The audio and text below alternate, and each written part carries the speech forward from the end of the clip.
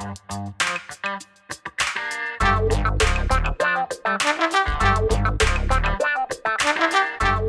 guys, Montel here, and thanks so much for tuning in to this special edition of Let's Be Blunt with Montel. And I'm so excited about today's show because this is the first time I'm going to be able to do the first ever Cannabis Year in Review. That's a roundup of the developments and headlines relating to cannabis in 2021. And many had hoped that 2021 was going to be, the record year for cannabis, with Democrats sweeping the 2020 elections and the industry was broadly optimistic on the legalization being within our reach. But those high hopes were very quickly tempered as the months went by, and 2020 delivered a mixed bag of wins and a lot of losses. And here to join me are two of my favorite cannabis colleagues, Mike Glazer and Mary Jane Gibson, co-hosts of the Cannabis podcast, Weed and Grub. Great to see you guys again. Thanks so much for being here, being part of the show today. Thank you so much. It's so good to see you. It's awesome to be here. It's so good to see you guys too. I'm so excited about just looking back and in retrospect at 2021. I mean, I know Mary Jane, you were very instrumental in contributing to Leafly's roundup on cultivars and on different strains at the end of 2001, right? That's right. I got to write about the runners up to the strain of the year, which was Do-si-do. And then we did some data research and a little, anecdotal and sampling research as well to figure out what the next 8 were on that list. And I got to write about them. And it was a really fun assignment. It's great. I mean, that's what we need to do, is make sure we keep people up on the current trends and what's going on. And, what I'm hoping to do with this year in review is to go back and let people know that, there's so much happened during 2021.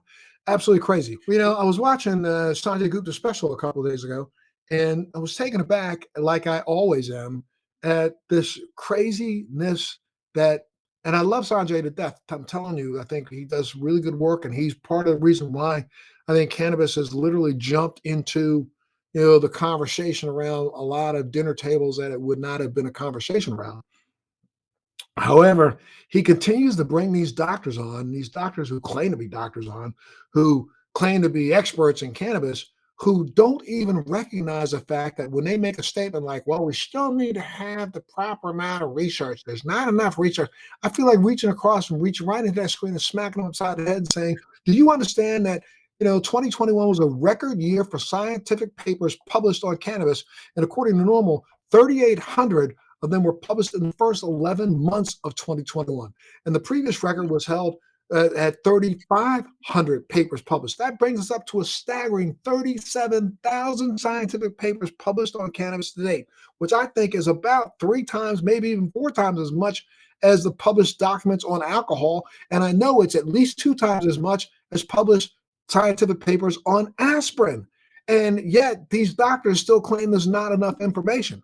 And, I am, from the school of thought that doctors are supposed to not think that they know everything when they graduate from college. That's the reason why they have these things called CMEs, continuing medical education.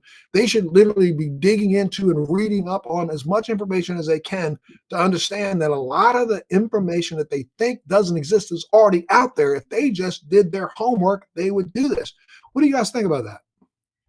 I think that the propaganda of the war on drugs was very successful, and that it's going to take probably a generation to keep untangling it. And, I grew up during the DARE era, and, I've interviewed a lot of people. Al Harrington comes to mind, for instance, who, are now in the cannabis industry because they understand, the power of the plant. But, initially Al Harrington says that when he was growing up in Orange, New Jersey, he was led to believe that smoking weed was the equivalent of smoking crack cocaine.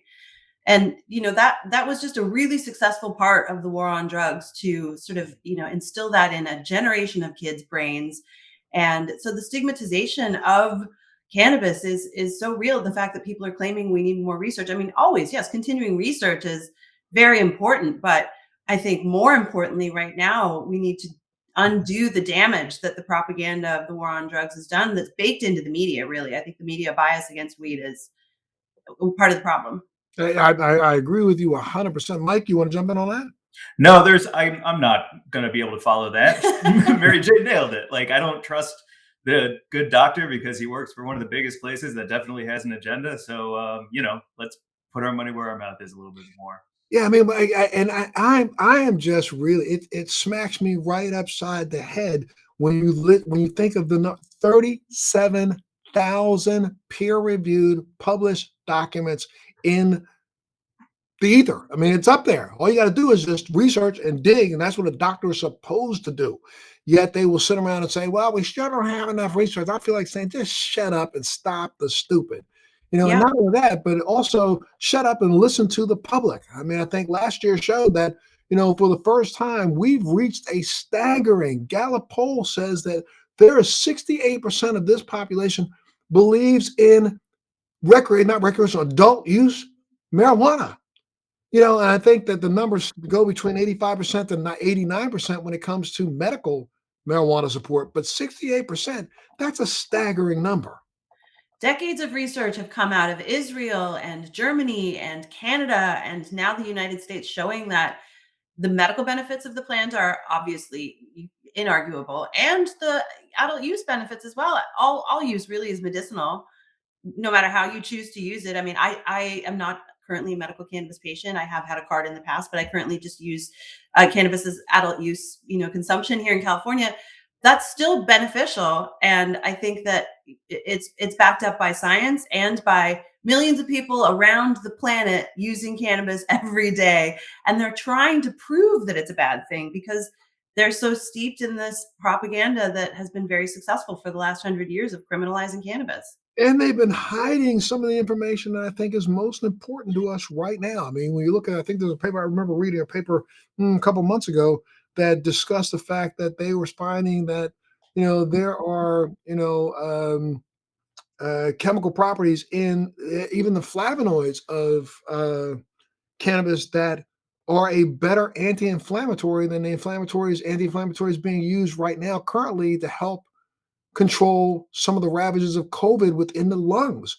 Yet you don't hear that said by anybody. Why? Because we're just afraid to say that we might have something that's as simple as cannabis that works better than the trash that they are charging you 20, 30, 40 times as much for. And so until big corporations can figure out how to abuse the populace by overpricing cannabis drugs, Hmm.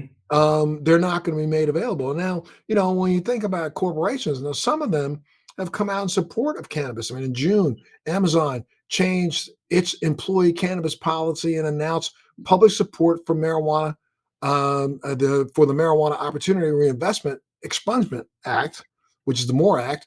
And investors responded positively to this announcement by pushing its stock prices higher, realizing that the power of Amazon lobbying might mean for the industry and the momentum in the business regulations. The U.S. listed shares of Tilray surged 11.9% after that news, while Aurora Cannabis, under ACB at the Nasdaq climbed 7.8%, and then Cronus Group, they advanced 8.7%, and then in July, Apple reversed its policy banning cannabis-related apps from its app store, Ease, and parent companies. Now, I mean, it seems now that corporate America is jumping on the bandwagon and saying that, maybe we've been sitting in the wrong place here. But the fact that they are now stepping up and, there are dozens of other, cannabis websites and companies that have been added to the App Store, including Weed Maps and Leafly. And, the adoption of cannabis friendly attitudes by corporations could sway some state and federal politicians. What do you guys think about that? Cream. It's cream, right? Cash rules everything around me. Like, that's what that is. So I think the terpenes were also being patented or trying to be patented by a lot of corporations, like Philip Morris or someone like that was trying to patent like a specific terpene so that maybe they can get a royalty on it, so that every time that terpene is available, they get paid. Like, what a crazy time to live in. And I think it goes right back to the research where they have research and data that will allow them to see how much money they can make and how they can do it, and then holding that data back from people who can make actual change in the world. It's a real capitalistic, mm, Mhm. It's devastating to me, to be honest. I don't know how else to say it. Yeah, when you start thinking about the fact that they want to go after trying to patent terpenes, when we know that terpenes have been investigated, researched, and not just I'm not talking about just cannabis and hemp terpenes, but terpenes in broccoli and spinach. This has been around for now almost 45, 50, no longer than that, 60 years. We've known about terpenes. So why didn't they try to, patent terpenes back then? No, they're going after it now because they see this green rush and they want to be a part of it. Yeah, I think Mike is right. The money talks, and corporations are seeing that, somewhere like California, for instance, this year had a $31 billion surplus in cannabis taxes. People like former US Speaker of the House John Boehner have, changed their tune, and they're sitting on the board of cannabis companies because they understand the way that the green rush and the tide is turning is, even though the price of cannabis has dropped and small farmers are suffering, these big companies are still seeing a future in cannabis because the cannabis consumption isn't going to go down. And especially during COVID, it being an essential, I think, this year, especially, a lot of people really recognize the profit behind it. But I think, that not only they've brought the profit behind human consumption, but they're starting to now finally figure out that, I think something that we've known for a long time is really coming back. Wow, you can make clothing out of this. You can make batteries out of this. Wow, you can make it blows my mind that all of a sudden light bulbs are going off where those light bulbs should have been going off and should have stayed on for the last 100 to 200 years. But now we're jumping on the bandwagon. I'm Well, it's parachutes, right? It's like parachutes. Like they're going to suck up all of our natural resources that are available, oil, and not make any changes. And then they have these parachutes like hemp once they can just pivot to something brand new and just continue to gobble up all of our resources while not making any changes to the climate except for bad ones.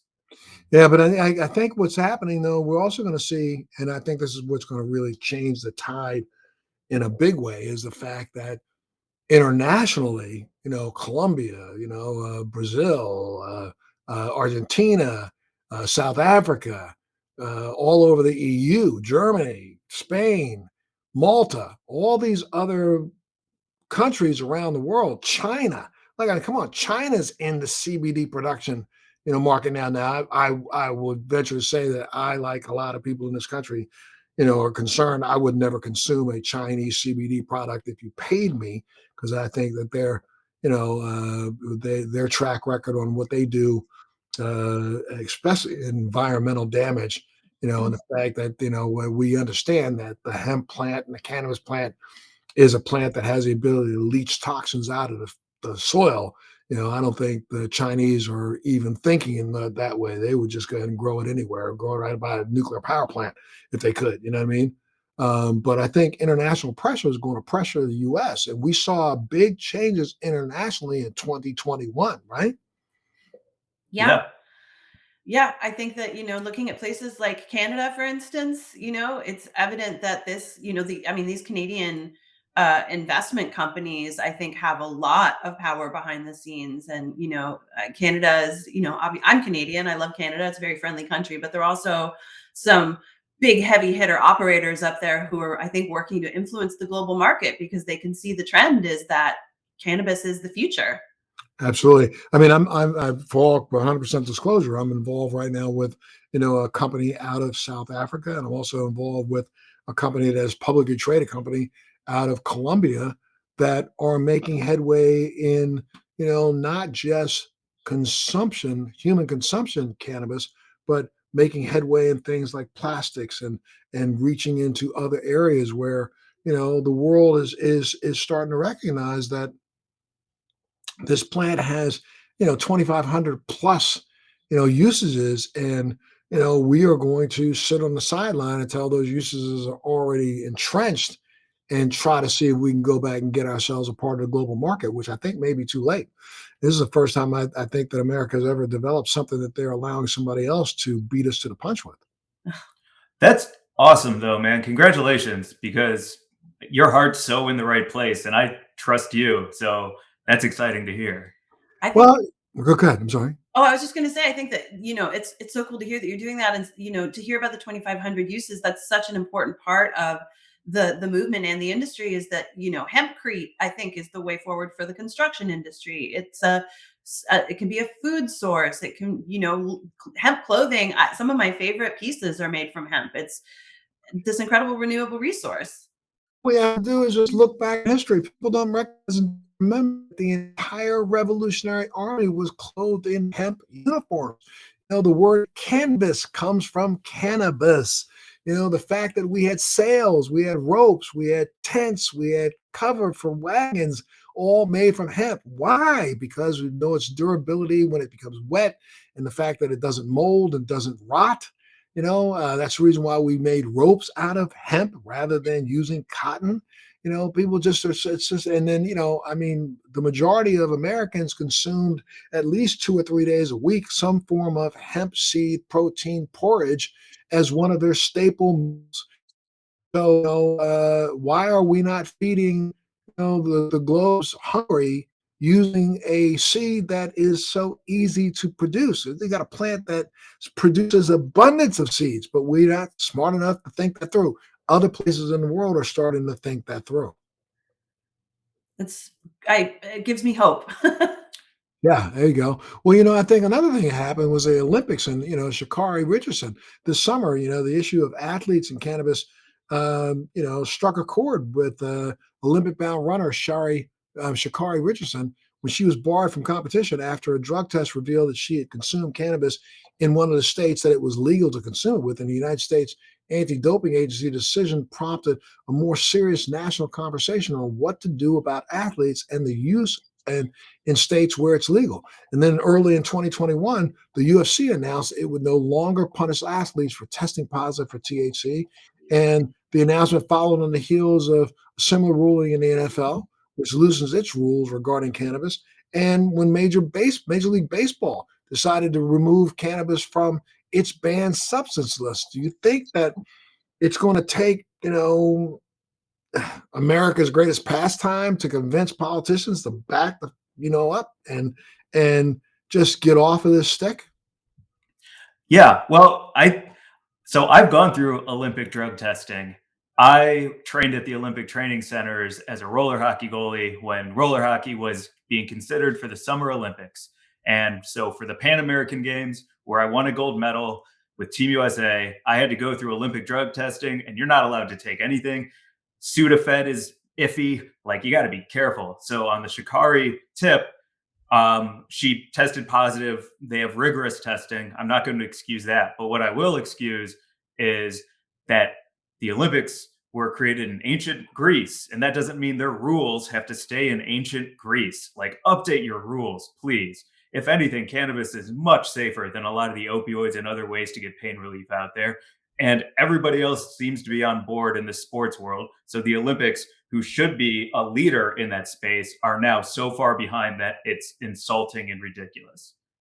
Insulting and ridiculous, and especially in the fact that she was using cannabis in a state that it is legal for medicinal use. So to turn around and be penalized for doing something that's legal in another place, and then have all these people jump up on a jump, I felt like, again, reaching into the TV screen and smacking somebody upside the head when you hear these guys. Wow, but she should have known better. I was like, shut up. Shut up. Really, shut up. We need this TV show, Montel. And it's just you going from channel to channel, smacking dumb people in the face. If I'll do it as long as you give me one of them big old hands. So, you see the head go wow, wow, wow, wow.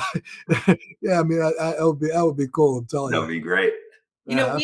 We had the opportunity to speak with Megan Rapinoe and her sister Rachel for our podcast this year, and it was amazing to talk to them both about their careers as A-list athletes who traveled the world and not having access to something that they know helps. And so they've launched a CBD company called Mendy for athletes and for sports recovery. And, that's just the truth of it, is that, athletes should have access, whether or not the IOC wants to grant athletes access to THC. At the very least, they should consider CBD as like a sports salve, something for recovery. It's, that would be a good start.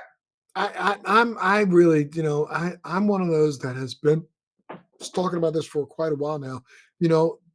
God bless again Sanjay Gupta for making the word CBD, the term something that people around America can talk about, freely, because there wasn't a lot of conversations about CBD before his first special. But he himself acknowledges the fact that he was wrong.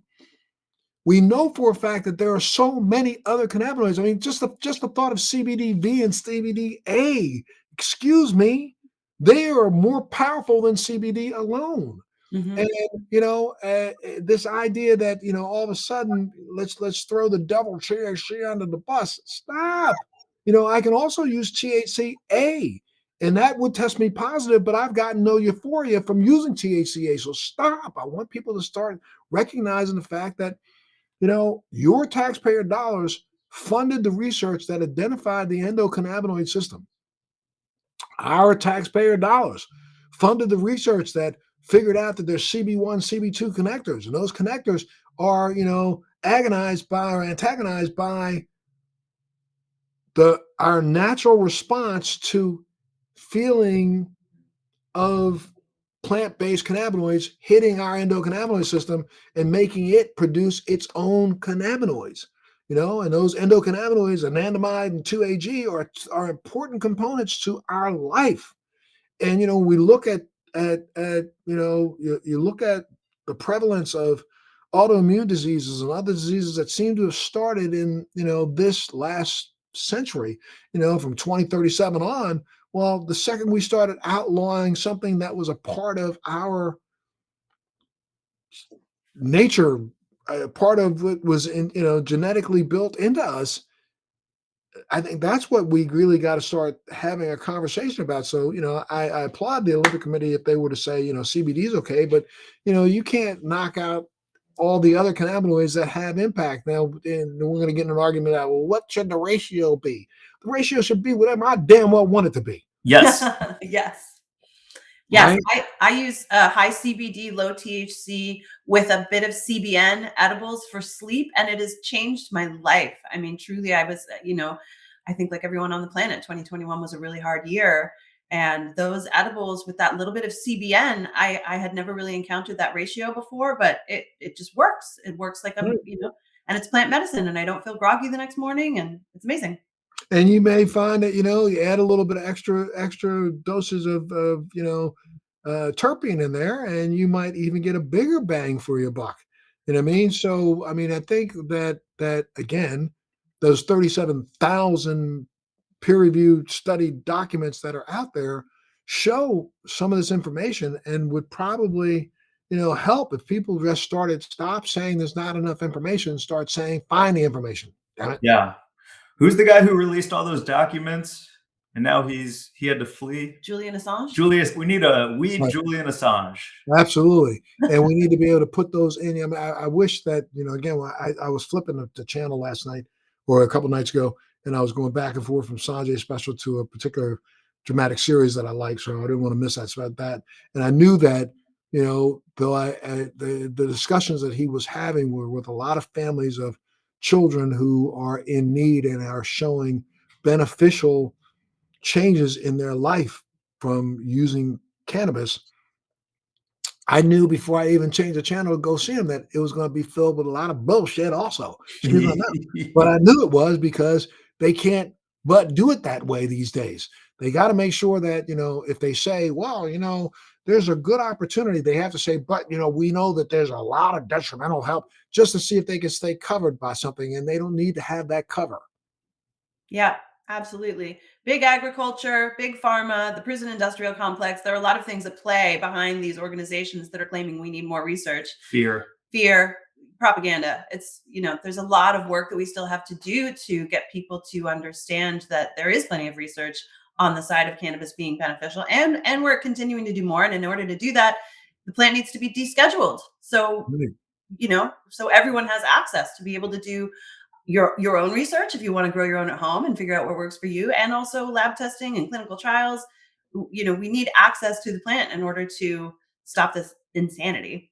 Well, in some ways, I mean, I think that 2021 did have the DEA pass legislation, or pass, not legislation, pass rules that allow for some of the off-the-shelf cannabis in California dispensaries to be now tested, rather than having to test that skunk weed out of University of Mississippi.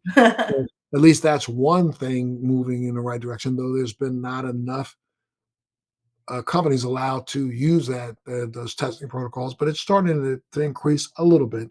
I think something else that we have to kind of be very leery of and cautious of is, I mean, we've got to pass the MORE Act, or we've got to pass, regulations to allow for banking so that, the cannabis industry can at least be a safe industry. I mean, let's talk a little bit about what we all saw happen in Oakland.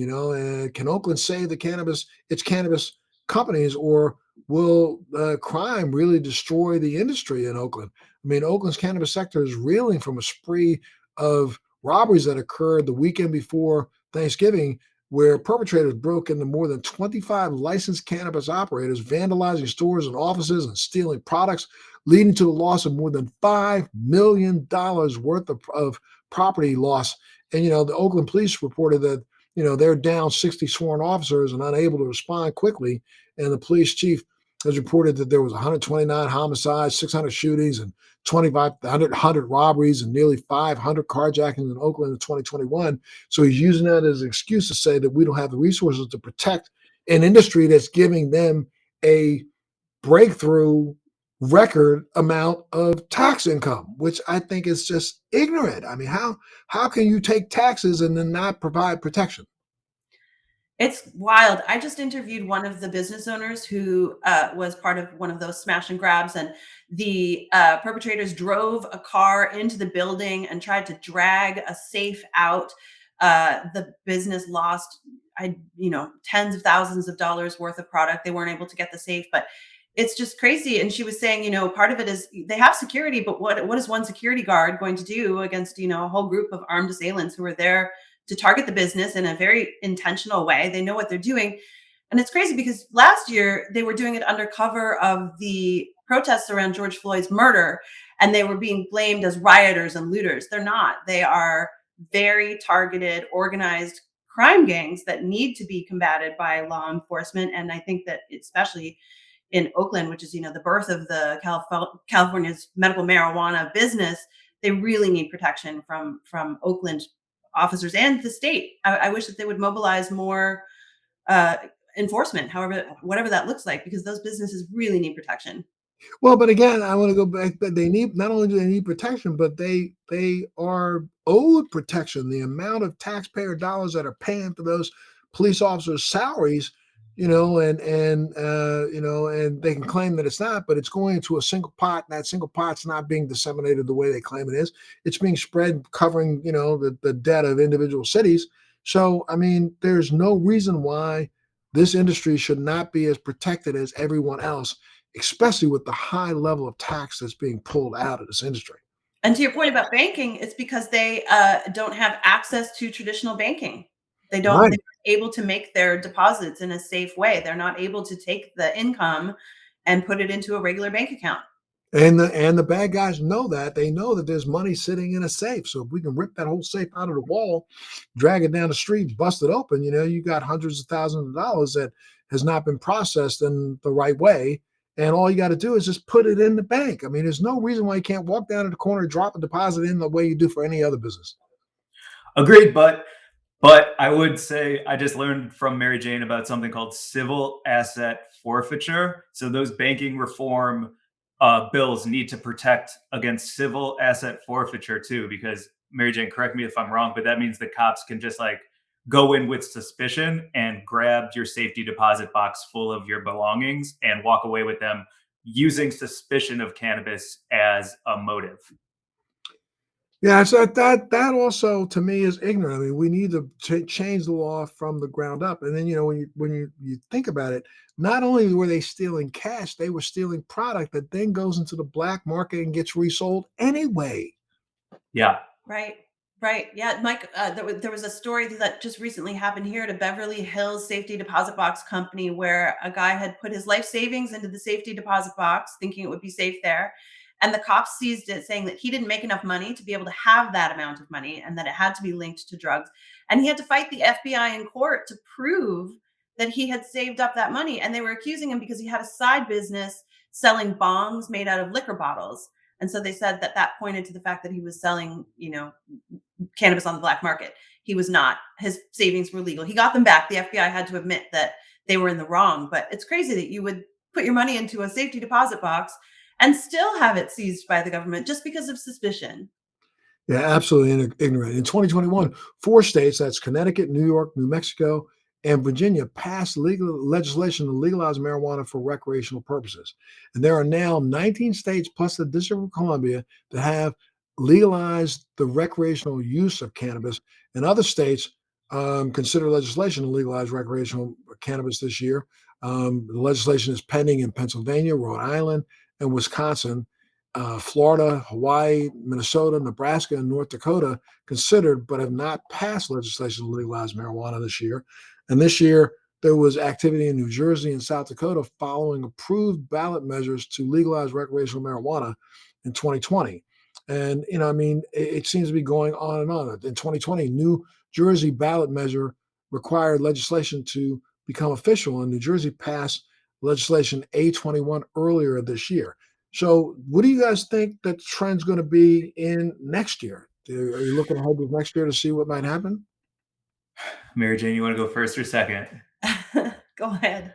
Um, I'm pretty scared, Montel, if I'm going to be honest, because the Republicans floated a pretty juicy tax, like less tax cannabis bill. And I know a handful of single issue voters in the country who are now Republicans because their single issue is to get cannabis scheduled and like legalized. And they're like, well, if the Republicans have a bill and it makes a lot more sense and has less taxes than the Democrats, I'm a Republican now because I want cannabis to be legal. And that makes me very nervous.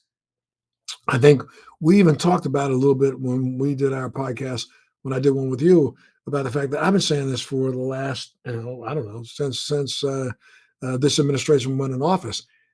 I knew before they went in office that we should not have put all of our eggs in one basket because, both the president and the vice president have a storied history of their lack of support for cannabis.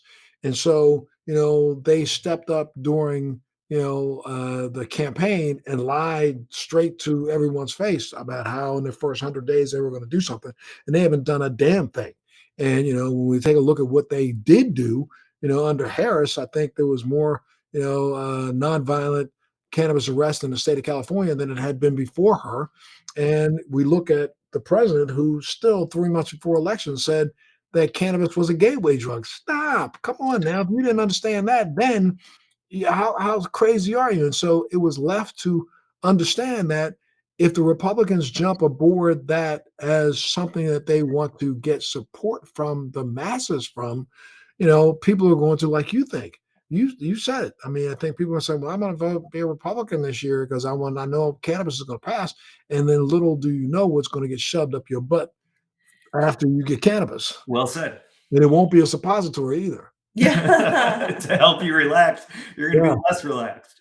yeah. It's like in Florida, they're trying to force suppositories as a delivery system rather than smoking and others. And you got states like South Dakota that ruled, its state's 2020 recreational cannabis ballot measure as being unconstitutional. In that case of Tom versus Bennett is pending in South Dakota Supreme Court. And in April, Florida Supreme Court, in an advisory opinion to their attorney general, struck down their cannabis law as unconstitutional in an attempt to legalize recreational cannabis. And in a state ballot a ballot in 2022, election, because the court found that the language proposed in the ballot summary was misleading. It seems to me like state after state after state is trying their best to overturn the will of the people. What do you guys think of that? It's so unfortunate. Christy Nome in South Dakota, I don't know who is behind it. I mean, I have my suspicions that she has ties to people who are powerful in the prison industrial complex, perhaps, or there's money behind the reason that she doesn't want to have the voter approved legislation passed. She immediately started fighting against it. And there's just bigger things at play that we can't see or know about because they hide them because it's not their intentions are not good. They're not concerned that cannabis is going to harm people or that it is a gateway drug. They know that's not the truth. They're lying when they say that. They're lying through their teeth. They Right. have money bankrolling the effort to keep cannabis illegal behind them from other interests. And I don't know if it's big agriculture or big pharma or prisons or whatever it is, but it's not because they're actually concerned that cannabis is bad. They know it's not. Right. It was, which honestly, it just, I thought the will of the people, I thought that's what I was watching another, unfortunately, I was watching, a small segment on one of the cable news channels. And there was a pundit who sits on, a board of investigatorial researchers who have been looking at countries other than the United States and looking at signs that the country was close to, some sort of a revolution or a revolt. And, they walked away from looking at other companies, recognizing that the United States is probably the closest to a revolution than any other country right now on the planet. And, that revolution is not going to be for the good of the people. There's so many people who think all of a sudden we're going to wake up and, have this autocratic, society that's going to benefit mankind, and it's not. And I don't know. I'm just hoping that, we as an industry, that's where I'm thinking. I want to get your take on this. I mean, what do you think the industry is going to do to try to figure out how to come together more over the course of the next few months and next year? Oh, it's so interesting. There's a crisis unfolding in California right now with California cannabis, small legacy farmers being snuffed out by big business, and they're the backbone of the industry. And industry leaders are coming together finally to ring the alarm and, get Gavin Newsom to take action to be able to save these small farmers because of, they're being crushed by the cultivation tax, which is it's the only agricultural product in the world that is taxed at the farm. It's $154 a pound currently, and pounds are selling for about $300. So these farmers are just, suffering horrible financial hardship and in some cases ruin. And industry leaders in California are finally coming together in a way to be able to start saying we need to save this industry. But I read a really interesting statement from a friend recently. She said, when we were a movement, we were a community.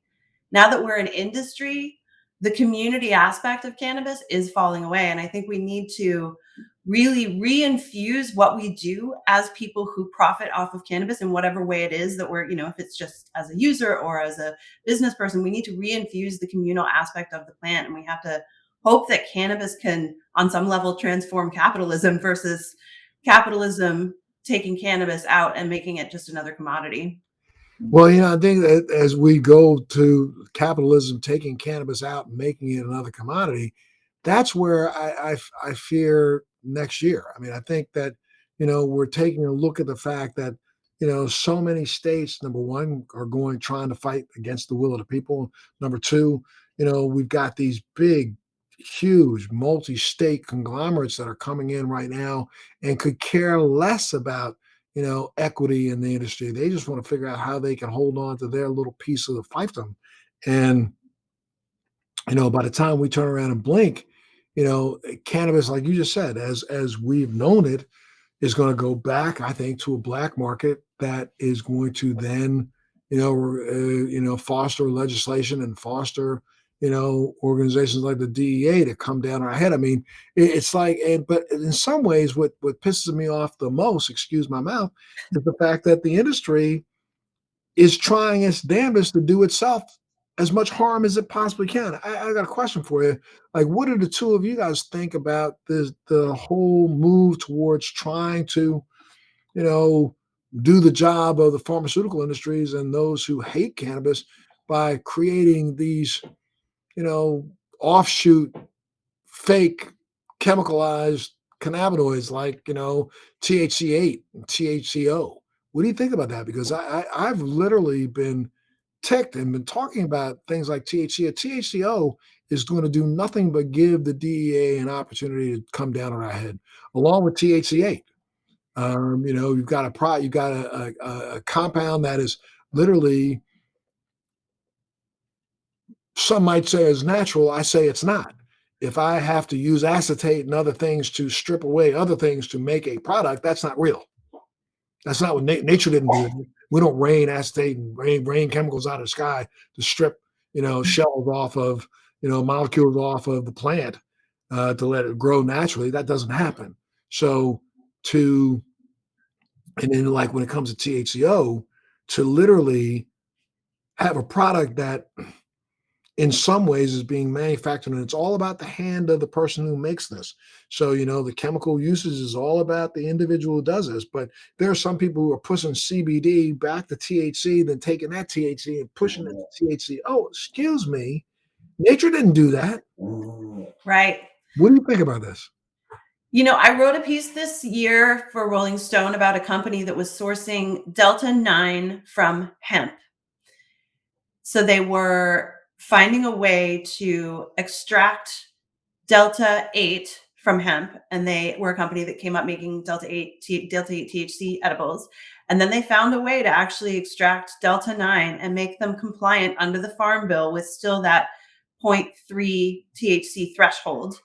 And they started shipping them around the country. So I think, it was kind of interesting. They're lab tested and they're compliant, and I think they're above board. I think they're just some entrepreneurial souls who figured a way around the laws. But I think no matter what, people are always going to find a way. And it's, the danger when it comes to synthetic cannabinoids is when they are manufacturing things like K2 and spice that are putting people in the hospital. But I think, I think you got to look at THCO as being a K2 or a spice. I'm so sorry. I don't buy it as being, it's just like this new process that they found out of Israel, where they're using bioreactors and creating cannabinoids out of thin air. And, that's not natural. And, the same way it took us 5 years or 10 years to figure out that, the Delta 9 that was created for Marinol doesn't hit the CB1 connectors the same way. This trash will not hit our connectors the same way. And I think at the end of the day, it'll be another year from now where somebody's going to have one of those experiences like they jump off the top of a car or something. And that just gives the DEA a reason to come down on this industry's head. Yeah, I agree. I also think that it goes back to what we were just talking about before this, where there needs to be room for everyone. There needs to be room for big business and there needs to be room for small business, because then things like spice don't have the room that they have now, because we need McDonald's so that everyone can get a hamburger. But then we all know that the best hamburger is the shop down the street from you, which would be the small business where you can get great cannabis at maybe a little bit more of an expensive price, but you're getting a great hamburger, I guess, in this example. And that allows these people who are muddling around with things like THCO, they don't get the volume, they don't get the chatter that they get now, because there's other access to other things, and those fall by the wayside. Right. I think they only exist because of the way the industry is now, where if we're going to legalize, let's legalize. Let's go ahead and do this, get it done, so that people don't have to try to figure out some end around using some synthetic process that literally is going. And again, we don't know what this is going to be like when this starts to store up. We know that cannabinoids store up in the fatty tissue, but we don't know what's going to happen when these cannabinoids start storing up in individuals' fatty tissue. I mean, we do know, when we look at the natural plant, we understand that it's got the ability to do lots of things, from being extremely unbelievably good anti-inflammatory to even, affecting, how cancer cells replicate. Do we think that these synthetic pushed cannabinoids will have the same effect? I just don't get it. And, I think the argument is out all over the country in every single state, where now, we've put together another playing field, another battlefield where,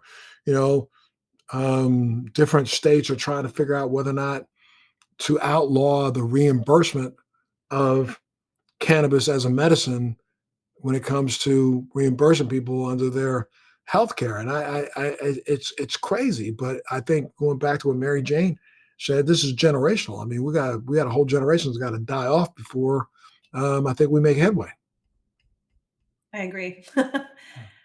There's a lot of good stuff happening, with the medical cannabis movement still. I think that people aren't necessarily seeing because they're sort of eclipsed by all of the big industry news. But we are making our pathway forward as a medical cannabis movement still. And I think that, the more seniors especially who are re-educated and come online with the normalization and destigmatization use of cannabis for all of the things, sleep, back pain, anxiety, depression, any of the things that especially during COVID so many people are suffering from, that medical use will continue to move forward towards acceptance. And then, hopefully companies will see that they need to consider it exactly that, another tool in your medicine cabinet. Absolutely, absolutely. Well, I think that we will finally. I mean, they've recognized cannabis as being almost a geriatric drug in Israel since back in 2010. Mhm. So hopefully, if things run the way they have been running, it's like 10 years later we finally start to catch up. Well, I think we may start catching up this year. And you're right. I think that a lot of people found that during this COVID and whatever you want to call it, lockdown for the last year and a half there, where cannabis has been considered an essential service and more essential, even though several states also consider alcohol essential service. More people were buying cannabis than they were buying alcohol. Yeah. But, I think people were using alcohol as medication during this lockdown as well. I have no judgment on someone who has a couple of glasses of wine at the end of the day to ease their, anxiety or whatever it is. That I think the judgment of people against use of any substance is part of what we have to untangle. The reality is that the world is in a mental health crisis and we do what we do to get through. And for some people that looks like a glass of wine, and for some people that looks like eating a 5 milligram edible and watching a great movie. Right, absolutely, absolutely. Well, I mean, what do you think? And again, I've asked it a couple times, but what do you think is going to happen in the next year? Do you think the next year will be as good as we'd like it to be? I think it is if we tag Cory Booker and Chuck Schumer in this episode so that we can get you, Montel, and Mary Jane in some policy meetings to let our government officials know what's up. Because between the two of you, I think that they could use a little help. Well, I got to tell you, I've had someone reach out to me in the last couple of weeks suggesting that they wanted to put a meeting together with me and Cory Booker. So if I get that meeting, Fantastic. right, then I'll reach out to you without a doubt. And I don't know, do you guys know anything about, Redman has put together and helped to get a federally registered national party called the NCP, the National Yeah. Cannabis Party. Heard about that? Yes, we were actually at the National Cannabis Festival in DC at the end of August, and Redman and Method Man performed a banger of a set, and then announced the party. And I think that that's the biggest part of what we need to do next year is make sure that everyone is activated to vote, to campaign for the candidates that they're supporting, to just be incredible. I know it's exhausting. Everyone is so tired, but we need now to be more politically active than ever, not less. So I hope that everyone will use their influence and their voices to vote for those pro cannabis candidates. Well, it's been such a great honor. They just asked me. I am now the chairman of the board for the National Cannabis Party, and intend Wow. to do as much as I possibly can to help, you know, get down to Washington D.C. and get people thinking in the right direction, not only voting but thinking about cannabis as a platform, that we want to have politicians speak out about. And I don't care about their party, though I should be caring about their party because I'm so fearful of what the Republican Party will do to us as a nation. Um, I want to support the National Cannabis Party and ensure that we get whoever comes to the table to support our initiatives. And at the end of the day, we get both Republicans and Democrats at the table at the same time. We'll have a kinder, gentler nation, I believe. Absolutely. And congratulations. And would love to be able to help any way I can. That's fantastic. Absolutely. Well, we'll reach out to you as we're moving things forward. I definitely will reach out to the two of you and hopefully you'll talk a little bit more about it on your podcast. And one more time, give out the podcast and where people can go to find you. We are Weed and Grub across all platforms. We're available everywhere you get your podcasts, from iTunes to Spotify and everywhere else. And we're at Weed and Grub on Instagram. And if anyone wants to email us with topics that they would like to hear covered, our email is wg@weedandgrub.com. And check out Sketchfest in San Francisco. If you're in the San Francisco area, we are doing a live show at Sketchfest on the 23rd of January. That's a Sunday at 4 p.m. We have some amazing stand-up comedians, a lot of free gifts, ha ha ha, and some really good food. So we'll leave it at that. So if you're in San Francisco, come through. If I'm there, I'll definitely come through. Mike Glazer and Mary Jane Gibson, thank you so much for being a part of our year-end review for Let's Be Blunt. And I know that our viewers are going to be really, really happy and interested in everything you've had to say. And I thank you guys for being a part of the show. I want you to come back in 2022 and let's chop it up some more, all right? Absolutely. It's always an honor to speak with you. Thank you so much. Thank you. Good. Thank you.